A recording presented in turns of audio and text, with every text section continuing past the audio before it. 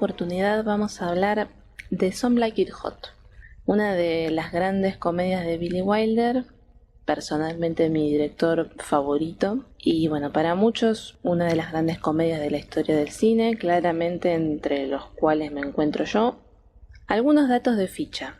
Some Like It Hot tiene, además de ser graciosísima la película en sí, tiene algunas de las traducciones al español más graciosas que yo vi de películas.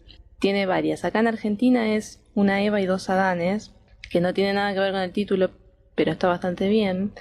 Hay otra traducción en Hispanoamérica que es Algunos prefieren quemarse, que es una traducción literal, pero que obviamente no guarda el doble sentido del título original en inglés, que refiere a la música jazz de los años 20. Y luego está mi favorita, curiosamente, ya que las traducciones en España suelen ser de lo más creativas, muchas veces no tienen absolutamente nada que ver con el título de la película original. En este caso, Con faldas y a lo loco, me parece una genialidad total. Si bien tampoco tiene nada que ver con el título original, representa muy bien lo que sentimos cuando vemos esta película, ¿no? Que gran parte de la película los personajes están con faldas y a lo loco. Esta película es de 1959, como ya dije, dirige el maestro Billy Wilder.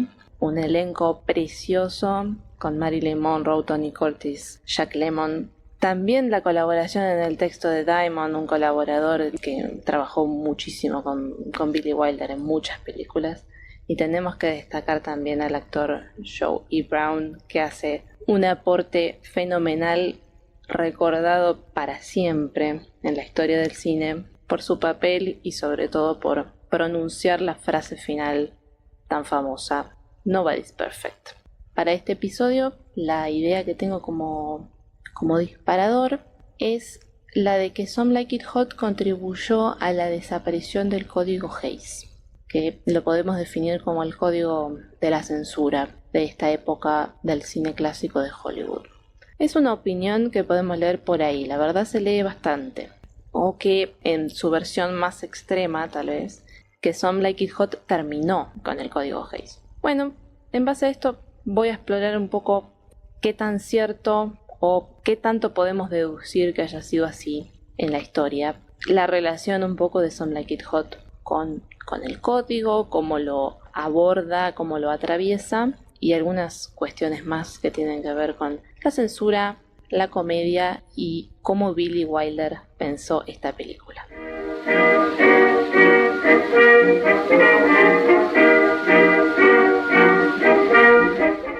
Para empezar con esta reflexión tenemos que empezar con qué es el código Hays. Y la verdad es que podemos estar horas hablando de esto. De hecho, daría para todo otro episodio. Pero muy brevemente podemos definirlo como un conjunto de normas sobre lo que se podía y no se podía incluir en las películas. Estaba guiado principalmente por la preservación de la moral de la época en las películas. El código se desarrolló luego de varios conflictos en los años 20. Hubo una gran cantidad de conflictos tanto en el ámbito de la ficción, digamos, del cine, como escándalos en la vida privada de varias estrellas, que ya había Star System para los años 20.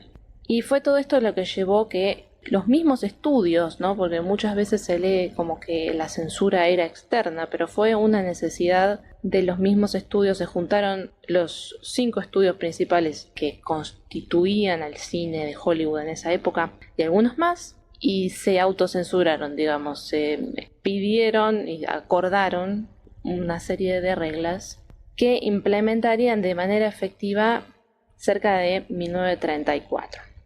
Hay una película de este año muy famosa de Frank Capra, que es It Happened One Night. Bueno, esa está en el límite. La incluiríamos dentro del pre-code, es decir, este conjunto de películas anteriores a que se implemente el código, pero después de ahí ya está. Se implementa y no hay vuelta atrás hasta más o menos los años 60. Con el tiempo obviamente se diluye y pasa a ser una serie de sugerencias hasta finalmente en el año 68 que se convierte en el sistema de categorización de las películas que conocemos hasta el día de hoy, ¿no?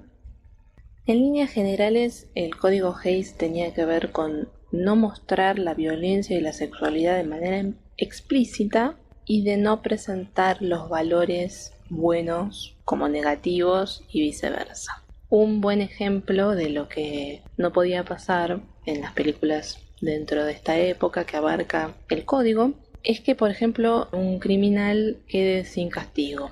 Se puede mostrar todo el desarrollo de un crimen, si bien sin indicaciones específicas, por ejemplo, de cómo realizar un crimen, porque no querían tampoco dar ideas a los espectadores, pero finalmente la resolución tiene que involucrar que el peso de la ley caiga sobre el que hizo algún daño.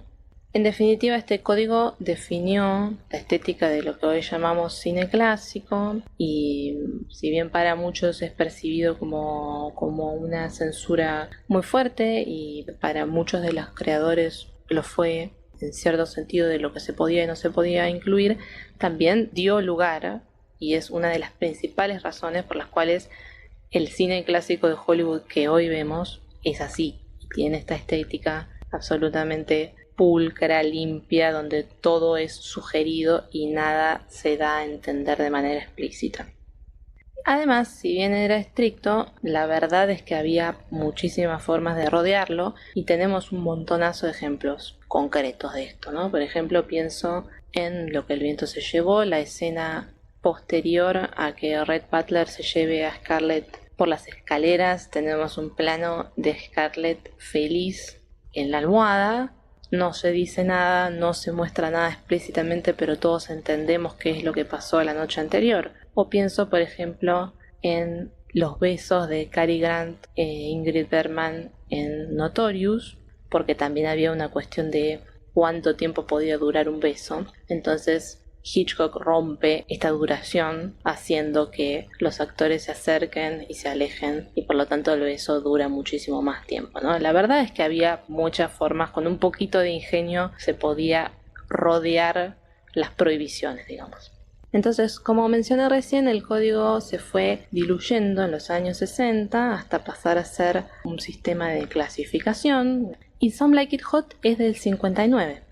Entonces ya a esta altura el código ya perdió fuerza, no es lo mismo que en las décadas anteriores y de hecho la película se estrena sin problemas y es un éxito bárbaro, ¿no? Por lo que por más que no tenga permiso de los censores, el público la puede ver y disfrutar. Hablé un poco de esto también, de los cambios que empiezan a aparecer en la década del 50 en el episodio anterior. Ya en esta década la cosa empieza a cambiar para Hollywood y la disolución del código Hays, los temas que tratan las películas y cómo estos se tratan son parte de este cambio también. El tema está tal vez en pensar de qué modo este código impacta o refleja el cambio de una época. Cuando se instaló no fue una insistencia externa, ajena a la sociedad.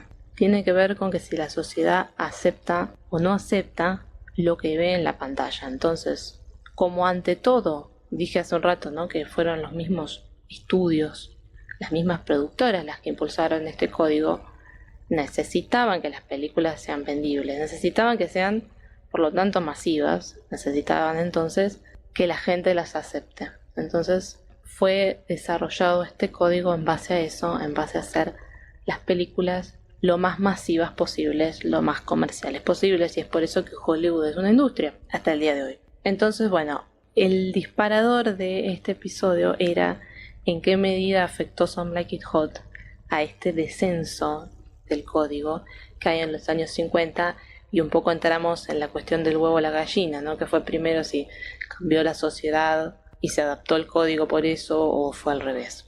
Muchas veces se destaca a Some Like It Hot por haber pasado por sobre las normas del código, pero como dije hace un rato, la verdad es que sortear el código era bastante sencillo, por decirlo de alguna forma. La verdad es que cuando uno empieza a ver estas películas, sabiendo de la existencia del código, de lo que el código implicaba, hay un montón de circunstancias en las que uno dice esto se les pasó qué estaban viendo los sensores cuando vieron esto, ¿no? En qué estaban pensando. Sucede muchísimo. Hay un montón de excepciones o cosas que según las reglas no deberían haber pasado y pasaron igual. Y hay un montón de polémicas también que surgieron cuando se estrenó y que hoy podemos analizar. Pero la cuestión está en, bueno, ¿es verdaderamente el mérito de Some Like It Hot haber rodeado el código cuando era algo bastante común que al menos a través de la sugerencia se salteara? Y son muchos los recursos y muy interesantes, principalmente la comedia, los que utiliza Billy en esta película para rodearlo y, si bien no fue aceptada, tener la aceptación del público. Nos podemos preguntar entonces, ¿es el objetivo de Some Like It Hot sortear el código a través de la comedia, o era crear una comedia que tiene como circunstancia tener que rodear el código? ¿Era su objetivo, como leemos muchas veces, hacer una revolución en términos morales? ¿No? Yo leí cosas como que se terminó el código. Bueno, ¿qué tan así es? Si saltearse el código era dentro de todo posible, a mi entender no es el mayor mérito ese, el de Billy con Some Like It Hot. Él lo explica muy sencillamente en un libro que se llama Conversaciones con Wilder, donde él explica que siempre fue honesto con los censores, que el sexo, por ejemplo, está en sus películas, pero es dramático o es gracioso. Y esto pasa en Some Like It Hot. Dice que los censores lo perdonaban porque era gracioso. Da un ejemplo bastante claro que dice, por ejemplo, no podés decir sos un hijo de puta, ¿no? Eso está prohibido, pero sí podés decir si tuvieras madre ladraría. Bueno, ese tipo de cosas era muy sencillo de darle la vuelta. De hecho, hay un comunicado de una de las oficinas cuando se estrena la película que dice algo así, y no estoy citando textual, pero es algo así la idea, que si no fuera por la cuestión degradante del travestismo, la película sería divertidísima, ¿no? O sea, hasta a los censores les causó gracia Some Like It Hot. Otra cosa interesante a tener en cuenta es que al año siguiente de Some Like It Hot, en 1960, Billy hizo The Apartment. También dirigió The Apartment con Jack Lemmon. Y ahí ya sintió que los estándares morales, si bien era una historia que tenía ganas de hacer hace un tiempo, sintió que los estándares morales ya le permitían tratar los temas de la película, que son bastante pesados, ¿no? Entonces podemos decir que hay una percepción de un cambio ahí, ¿no? Ya en 1960. Sin embargo, unos años más tarde tuvo problemas, que dice que fueron de los pocos problemas que tuvo con los censores, por la película Kiss Me Stupid.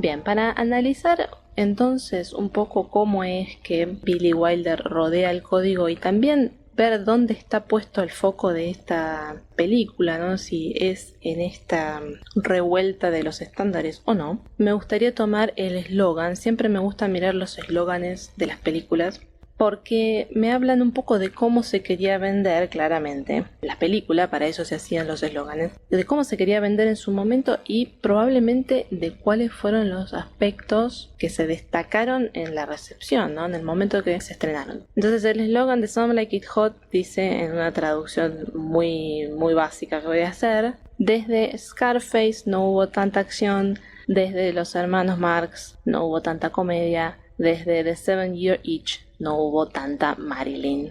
The 7 Year Itch es la película anterior que Billy Wilder hizo con Marilyn Monroe, después de la cual dijo que estaba demasiado viejo y era demasiado rico como para volver a trabajar con ella. Sin embargo, volvió a trabajar con ella en Some Like It Hot. Entonces, en este eslogan tenemos tres elementos: la acción, la comedia y Marilyn, o lo que es su sinónimo, la sensualidad. Y vamos a tomar un poco estos tres elementos para ver cómo se presentan en la película y en dónde pone el foco el director.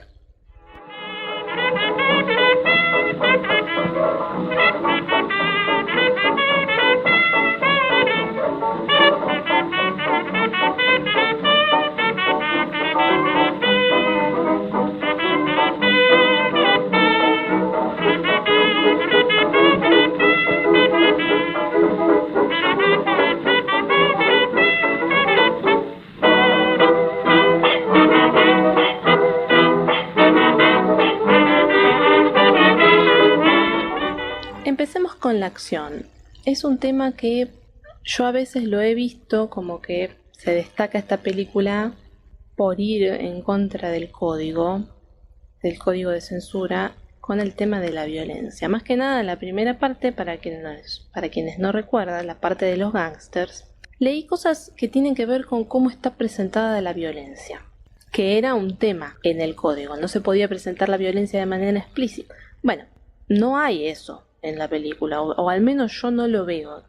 La primera parte, los primeros 20 minutos, 23, 24 minutos, que son los de los gángsters, se presentan a la manera de una película de gángster, medio también como en homenaje, porque la trama transcurre en 1929 y hay ahí como unos guiños a lo que podrían ser las películas de gángster de los años 30, que por lo general tomaban la época de la ley seca, como en esta película, y lo que no podía suceder era que se presentara de manera explícita, es decir, que uno vea las heridas, ¿no? Entonces siempre lo que tenemos desde el código es gente disparando o gente muriendo, pero no vemos sangre, no vemos heridas. Y eso es lo que sucede. Yo no veo la gran transgresión en este momento, esta escena, al menos. Lo que sí veo es que esta situación sirve como disparador que pone a los personajes en una situación de vida o muerte. Tiene que ser lo suficientemente fuerte esta situación como para justificar la acción de los personajes. Es decir, para justificar que tengan que disfrazarse de mujeres y mantenerse en ese disfraz a lo largo de la película. Hay una anécdota muy interesante que cuenta Billy en este libro sobre David O. Selznick, que fue uno de los productores más importantes de esta época del cine de Hollywood, en la que cuenta que le dice a Selznick que va a hacer una comedia sobre los años 20 alrededor de la masacre de San Valentín. Y Selznick le dice algo así como: no vas a hacer una comedia con asesinato, te van a crucificar, se van a ir de las salas en manada. Bueno, y Billy le contesta que van a tomar un riesgo, que lo van a hacer de forma delicada. Entonces acá hay algo interesante que podemos extraer de la percepción de la época, ¿no? Según la pregunta de Selznick, el tema no era tanto cómo presentaban la violencia, o si la presentaban o no de manera explícita, sino la combinación de los géneros, esta yuxtaposición de masacre y comedia, ¿no? La cuestión de provocar risas sobre un tema dramático como una masacre, que hubo algunas recepciones de este estilo, ¿no? Cuando tal vez se hacía una comedia, pienso por ejemplo en To Be or Not to Be de Ernst Lubitsch, que salió justo en un momento complicado en la Segunda Guerra Mundial y era una parodia sobre Hitler, entonces no fue bien recibida por el momento, por la circunstancia histórica, ¿no? Entonces esta cuestión que le marca Selznick de comedia con asesinato, la gente se va a indignar. Finalmente la gente no salió en manada de la sala, todo lo contrario, la gente se quedó, aplaudió y fue un éxito total la película. Y yo creo que la cuestión de este éxito con la inclusión del tema de la masacre radica en que simplemente es una premisa para la acción cómica. Ya cómo comienza, a ver, la película comienza con un ataúd lleno de botellas de alcohol en lugar de un muerto, ¿no? Los primeros diálogos ya tienen comedia, tienen juegos de palabra. Hay un boliche que funciona adentro de una funeraria, ¿no? Y el policía, que está no muy bien de incógnito, dice: si te vas a morir, bueno, esta es la mejor forma de hacerlo, ¿no? A un tipo se lo llevan los mafiosos y lo que pide recontra borracho es que quiere tomar otra taza de café. En fin, es como un chiste atrás del otro. No hay posibilidad de que uno tome con seriedad toda esta cuestión de la mafia y de la masacre. No hay un tratamiento dramático de la masacre. Es creíble, pero no es serio. Está en absolutamente otro registro por todas las pistas y todo lo que dicen los personajes. Es interesante esto porque Billy tenía esta idea, ¿no?, de la comedia sobre la masacre de San Valentín. Y cuando uno se pone a pensar, tal vez cómo describirías en breves palabras la trama de esta película, la describirías como dos tipos que se disfrazan de mujer, ¿no? Dos tipos se disfrazan de mujer, se suman a una banda de mujeres y se encuentran con Marilyn Monroe, ¿no? Digo, algo así, más o menos. uno no la describiría como una comedia sobre la masacre de San Valentín. De hecho, si la viste hace mucho, capaz que medio que ni te acordás de lo de la masacre o lo de los mafiosos. Uno se acuerda de lo que es lo cómico absoluto de esta película, que es la interpretación que hacen Jack Lemmon y Tony Curtis disfrazados. El foco está ahí. Entonces esto de la masacre sirve para darle un contexto que justifica lo del disfraz, lo de unirse a una banda de chicas, y le da cierto contexto al argumento, lo sitúa en un momento histórico. I wanna be loved by you, just you, nobody else but you. I wanna be loved by you, alone, boop boop ba-doo. I wanna be kissed by you, just you, and nobody else but you. I wanna be kissed by you, alone. Pop, I couldn't aspire to anything higher than feel the desire to make you my own. I wanna be loved by you, just you, nobody else but you. I wanna be loved by you alone. Pasamos ahora al tema de Marilyn y la sensualidad, que es, como dije antes, prácticamente sinónimos. Hay muchos momentos, anécdotas divertidas en este libro sobre Marilyn, sobre la experiencia de Billy de filmar con Marilyn, de trabajar con ella, más allá de lo que ella ha conocido, de los olvidos de Marilyn en el set. También cuenta que cuando quería recitaba una escena de 3 páginas sin ningún problema, pero en relación a la cuestión de la sensualidad, por ejemplo, da cuenta de ciertas indicaciones sobre más o menos escote. Habla sobre el vestuario en un contexto donde está hablando del vestuario de otras películas, como por ejemplo Sabrina con Audrey Hepburn, donde tenía los mega vestidos de Givenchy. Era otra cosa. La contrasta con Marilyn, de quien dice que medio que le podían poner cualquier cosa, mientras para ella mostrara algo de piel, ella ya estaba contenta, era lo único que le importaba. Y es interesante, sobre todo viendo qué era lo que pasaba con Marilyn, que en general siempre se andaba detrás de lo que ella llevaba puesto, y hay una historia bastante conocida sobre, creo que una periodista que dijo que se había puesto un vestido muy vulgar en algún evento y que se vería mejor con una bolsa de papas, y luego ella hizo una sesión de fotos con una bolsa de papas como vestido y le quedaba fantástico. Es esto mismo, ¿no? No importa muy bien qué le pongan, el tema es mostrar el cuerpo, mostrar su sensualidad independientemente de la ropa que usara. Y hay otra cosa interesante que pasa en esta película y que pasa también en el proceso de cómo se hizo el reparto, que se habían especulado varios nombres. De hecho, estaban pensando en Mitzi Gaynor para el papel de Sugar. Y como dije hace un rato, Billy ya había dicho: estoy demasiado viejo, soy demasiado rico para volver a trabajar con Marilyn. Y mientras estaban planeando esta película, llegó el interés por parte de Marilyn, y ellos mismos, Wilder y Diamond, dijeron que no lo podían rechazar. Era una bomba que no podían rechazar. Entonces está esta cuestión, esta conciencia que un poco que traspasa la pantalla también, de que es Marilyn la que interpreta el papel, no otra persona. Esto es algo muy interesante que pasa con estas estrellas, sobre todo en esta época del cine, que pasa con pocas, ¿no? Pero pasa con tal vez las que tienen mayor presencia o trascendencia con la gente, que hay sobre todo en las películas posteriores, o cuando ellos ya son muy famosos, esta idea de que son la persona, ¿no? O el personaje de la vida real, si quieren, en la película, ¿no? Yo creo que pasa también con Cary Grant, por ejemplo, ¿no? En Charade es totalmente creíble que Audrey Hepburn se enamore en 2 segundos de Cary Grant porque es Cary Grant, ¿no? O sea, no hay necesidad de explicar eso dentro de la trama. Y con Marilyn pasa exactamente lo mismo. Hay como una especie de chiste que refleja sobre la vida real, que es que los 2 tipos disfrazados de mujeres se tienen que aguantar estar con Marilyn Monroe, no con Sugar Sugarcane Kowalczyk. En algún punto ella encarna los dos personajes, el de Sugar y el de Marilyn Monroe. Eso es algo que está presente en la película y que claramente Billy pensó a la hora de aceptarla, por más que sabía que le iba a costar hacer la película con ella. Tenían que tener la bomba, tenían que tener Marilyn Monroe. Sobre esta cuestión de la sensualidad hay algo muy interesante en este libro, que es la escena del bote, probablemente la escena más sensual de todas, la escena en la que un Tony Curtis convertido en Shell Jr.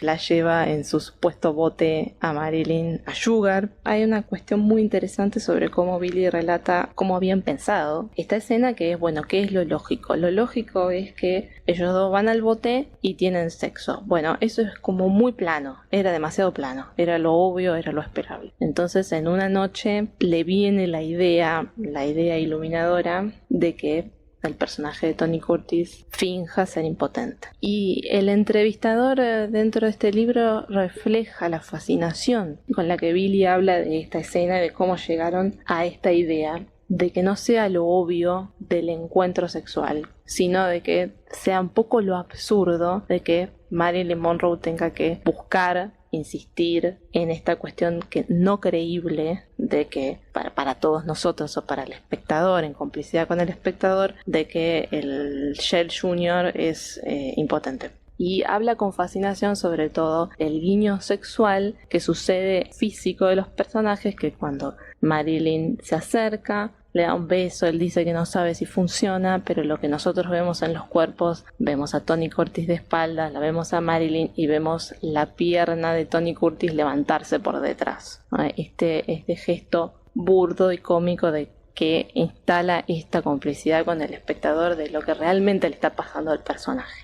Entonces acá tenemos una concepción de esta escena de la sensualidad totalmente desde el punto de vista de la comedia, de lo ridículo de que el tipo sea impotente y de lo gracioso de la contradicción entre lo que supuestamente dice que está pasando y lo que nosotros sabemos que está pasando. Un poco porque lo vemos en su cuerpo, un poco porque sabemos que es Marilyn Monroe. Entonces, sobre esta cuestión de la sensualidad, en esta conciencia de que se está usando a Marilyn dentro del reparto, de pedir más o menos escote, hay una noción de qué es lo que se puede hacer y lo que no se puede hacer en términos del código, no mostrar demasiado, por ejemplo, pero también esta idea que plantea Billy de que tener a Marilyn fue lo que le aportó el aspecto sexual a la película. Y si pudo sobrepasar el código, o el código se lo dejó pasar, como decíamos antes, es por el tono de comedia. Es porque todo lo que tiene que ver con la sensualidad se presenta en clave de comedia. La escena de Marilyn con Tony en el bote, incluso cuando Marilyn sube a ver a Daphne, la incomodidad de Jack Lemmon. La cuestión está centrada ahí, en lo gracioso y en el efecto cómico de lo que tiene que soportar el personaje de Jack Lemmon en ese momento. No tanto en lo bomba que es Marilyn, que por supuesto que lo es y que está evidenciado, pero el efecto principal, primordial que sucede es la comedia. By the sea, by the sea, by the beautiful sea, you and I, oh how happy we'll be. When each wave comes a-rolling in, we will jump or swim, and we'll float and fool around the water, over and under, and then up for air. Mine's rich, so now what do we care? I love to be beside your side, beside the seaside, by the beautiful sea.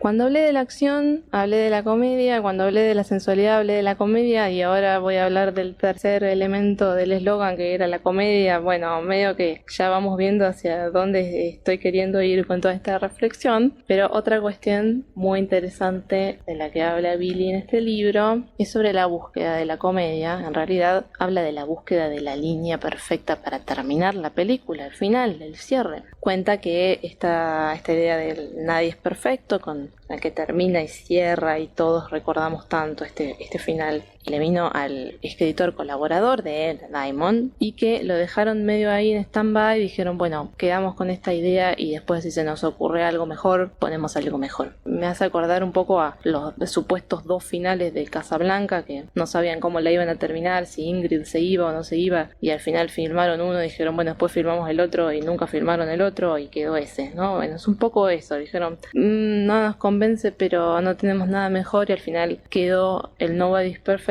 y es una genialidad. Entonces tenemos por un lado esa búsqueda que es bien del trabajo de la comedia, de buscar la palabra perfecta, de la palabra justa, la frase justa, la forma de decirlo justo. Y también hay otra secuencia sobre una de las escenas también muy recordada de esta película, de las más graciosas, que es en la que el personaje de Jack Lemmon, Sherry Daphne, le dice al personaje de Tony Curtis, Joe Josephine, que está comprometido. Y él dice, who's the lucky girl, ¿quién es la chica afortunada? Y él dice, soy yo. Y en contraposición con lo que sucede al principio de la película, si ven el principio, Joe lo tiene que convencer de que es una chica y él repite, I'm a girl, y repite, soy una chica. Y sobre el final, cuando recibe una propuesta de matrimonio, es al revés, la tiene que convencer de que es un chico, ¿no? Y lo repite, I'm a boy. Y es prácticamente el mismo diálogo copiado. La cuestión que Billy habla acá es acerca de cómo usa las maracas para medir el tiempo de las risas. Me pareció una genialidad absoluta, de esas cosas que uno tal vez no se da cuenta la primera vez que ve la película, y tampoco si probablemente no te das cuenta si no te lo dicen, que es una forma de involucrar o de tener en cuenta al público a la hora de construir los chistes. Si miramos esta escena, es un chiste de Jack Lemmon, una movida de maracas, una frase, él la llama frase plana, es decir, estas frases de Tony Curtis de básicamente entra en razón, no te podés casar con el viejo, un chiste de Jack Lemmon, un movimiento de maracas, una línea plana, en fin, está toda construida así la escena, es muy interesante, y él lo que dice es que necesitaban ese movimiento de las maracas, que además de que es gracioso, les sirve para medir cuánto tiempo va a estar la gente riéndose, de manera que la gente no se ría cuando habla Tony Curtis y se pierda el siguiente chiste, porque si no hay maracas es muy probable que te rías de Jack Lemmon mientras Tony Curtis está hablando y por lo tanto no entiendas el siguiente chiste de Jack Lemmon porque no escuchaste la relación que hay con el pie que le dio Tony Curtis. Es una genialidad que él dice que lo ensayaban los hermanos Marx, y es muy curioso porque nos lleva al eslogan, no hay tanta comedia desde los hermanos Marx, que lo ensayaban en los actos de vodevil. Entonces tenían una idea para ciertos chistes, ciertas escenas para una película, y los mandaban a probar los chistes al vodevil. Entonces ahí veían cuánto se reía la gente, si la risa duraba mucho, si la risa duraba poco, y así medían las risas para poder medir el tiempo de cuánto tenía que quedar hasta que empezara el siguiente chiste. Billy dice al respecto, algunas películas funcionan bárbaro en una habitación de 8 personas. Yo no apuesto a eso, yo apuesto a las masas, yo apuesto al efecto final.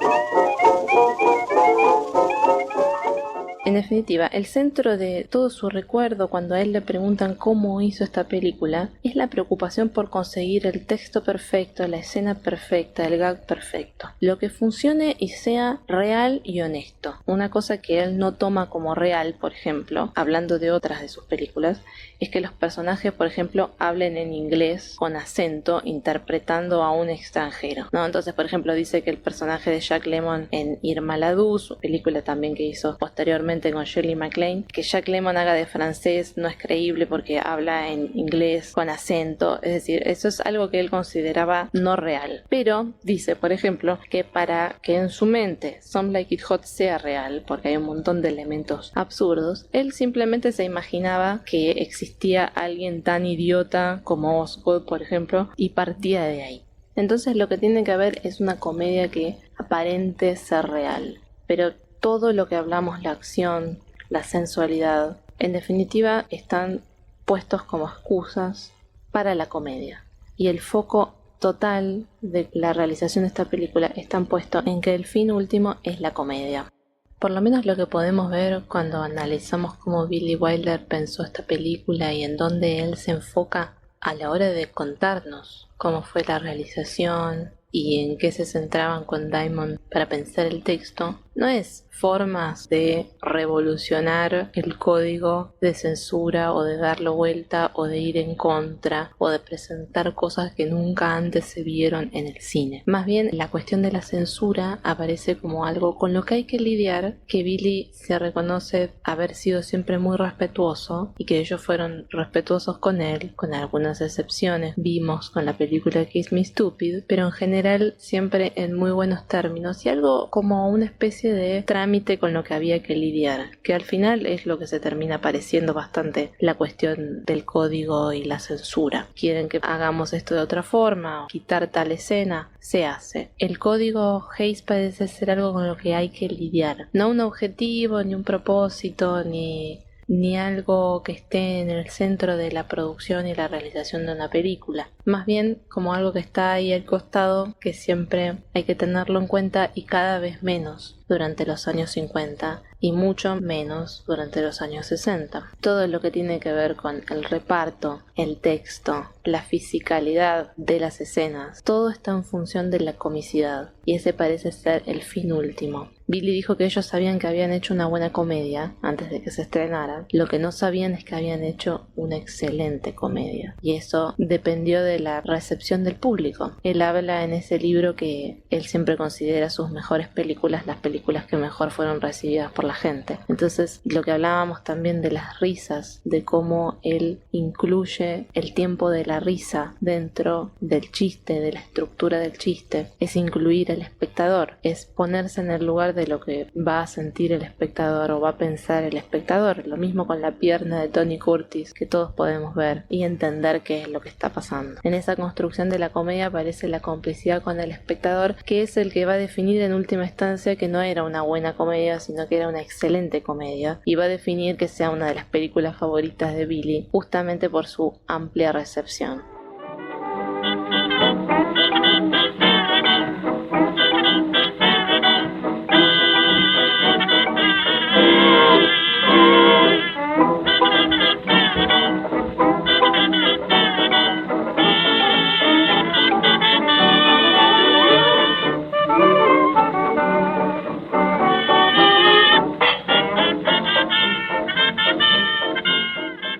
Entonces, volviendo al tema del código, ¿ayudó Some Like It Hot a terminar con el código Hays? Podríamos decir en términos institucionales no, porque siguió habiendo conflictos con las oficinas de censura e incluso Billy Wilder los tuvo en películas posteriores. Pero si pensamos al código como un reflejo de la moral de la época, tal vez podríamos decir que en parte. Podríamos decir que este buen recibimiento que tuvo la película mostró que la sociedad tal vez ya estaba lista para empezar a ver otras cosas en la pantalla.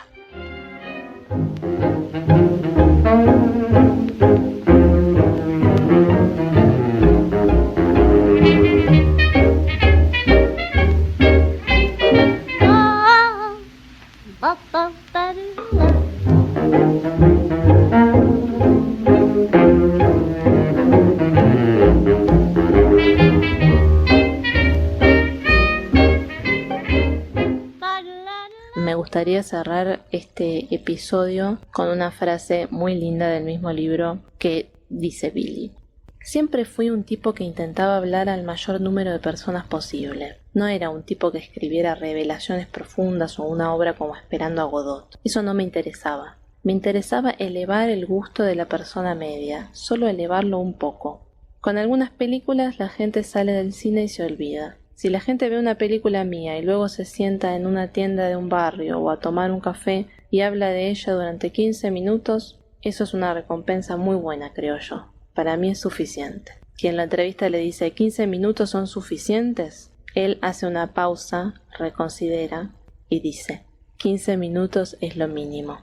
Bueno, Billy, acá creo que hablamos más de 15 minutos y estamos constantemente hablando y volviendo a hablar de tus películas. Y lo vamos a seguir haciendo.